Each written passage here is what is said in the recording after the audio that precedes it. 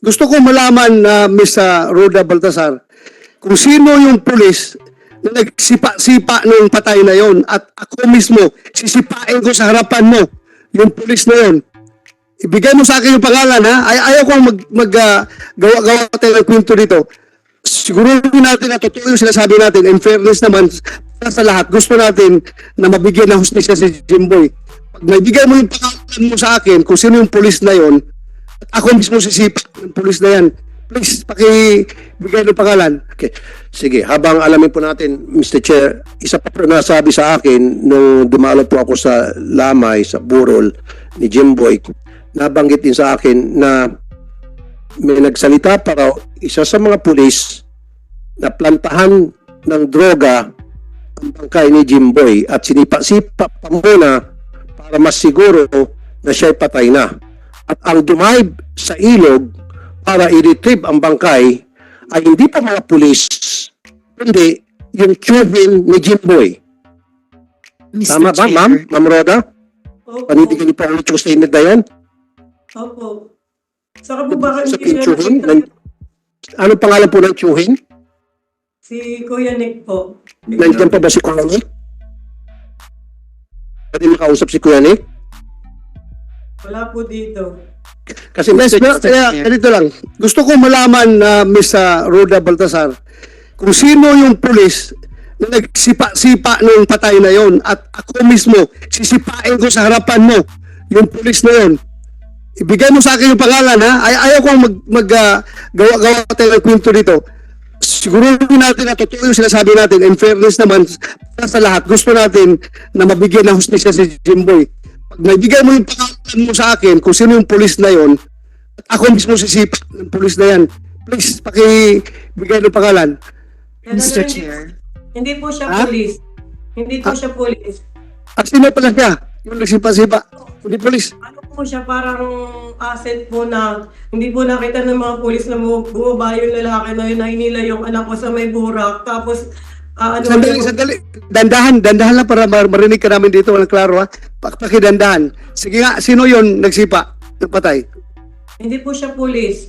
Sino siya? Ano po, parang asset po ng ng mga pulis.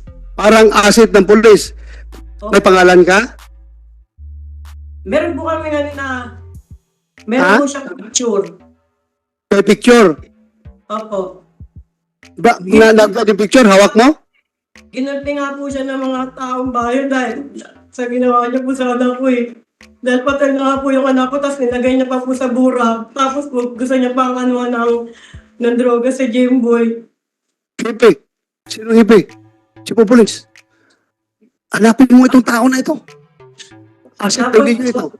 Senator, tapos po, ang balita po namin, dinala po siya sa police station, pero wala na po siya doon.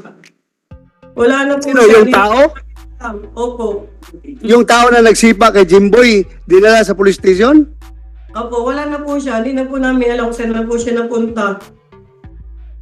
Okay, Mr. Alam niyo Mr. itong tao Chair. na ito? Mr. Chair, pwede makasingit ulit? Follow-up Yes. question.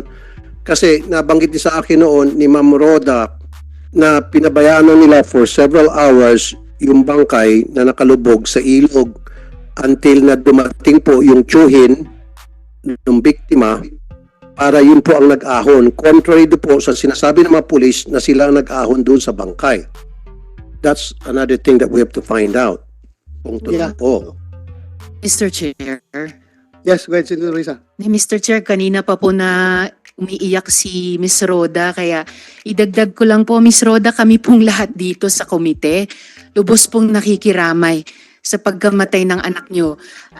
Bilang nanay din, kami pong lahat bilang mga magulang, hindi ko po ma-imagine yung pinagdadaanan ninyo. So, pahayag ko lang po yung aming taos-pusong pakikiramay po sa inyo.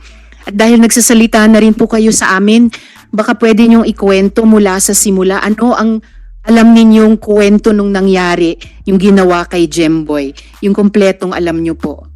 Mr. Chair, sorry ma'am.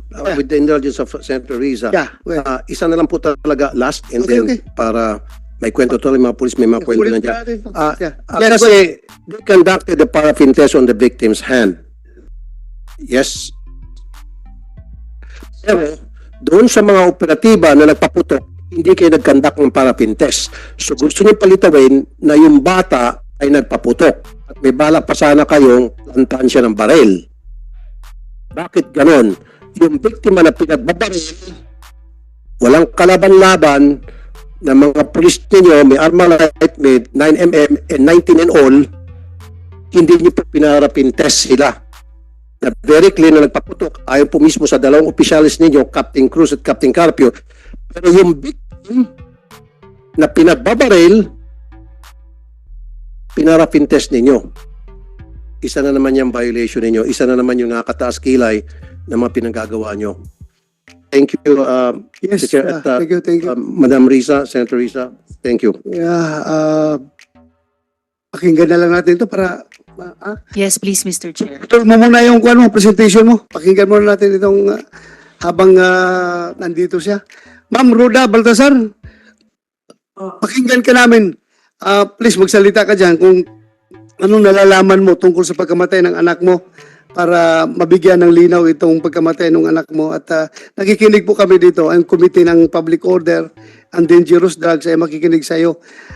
Pakidandahan lang rin ha, kasi parang para klaro marinig namin. Please ma'am, you have the floor. Pakinggan ka namin. Salamat po, Senador. Ako po si Rodalisa Valentino Baltasar, na nanay ni Jemboy, na nag-iisa ko po anak si Jemboy na lalaki. Ang naano ko nga po, nag-abroad nga po para sa kanila ng mga anak ko. Tatlo po sila, dalawang babae. Si Jemboy lang po yung nag-iisang anak ko na lalaki na pangarap ko po na maging seaman siya. Alam po, hindi na po matutupad yun dahil napatay na po siya. Saka po yung nalaman ko po, yung pagkamatay ni Jemboy, nasa Qatar po ako. Yung araw po na magpapadala po sana ako ng pera, nababawi ako sa kanya dahil nakulong po ako sa Qatar ng 1 taon. Tapos po, tumakas po kasi ako sa amo ko. Dahil overwork po ako. Yung babawi na po sana ako, magpapadala ako para sa birthday niya dahil late na nga po yung ng 1 buwan. Ayun po pala yung papadala kong pera na yung pala sa birthday niya para po sa kamatayan niya. Tapos nag-message po ako sa kumare ko na sabi ko, Mars, magpapadala na. Sabi niya, Mars, condolence. Sabi ko, bakit? Sino? Sabi niya, hindi pa alam yung anak mo. Napatay na. Sabi ko, bakit sinamatay? Nagbabalik na po na siya ng mga pulis sa bangka. Sabi ko, wala naman po kasalanan yung anak ko. Bakit po nila binaril? Dapat po bago nila kinausap po muna nila yung anak ko, kung ano pong pangalan, kung ano pong kasalanan.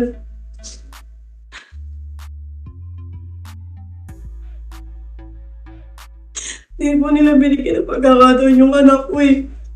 Pinagkabaril na po nila, pinatay po nila yung anak ko.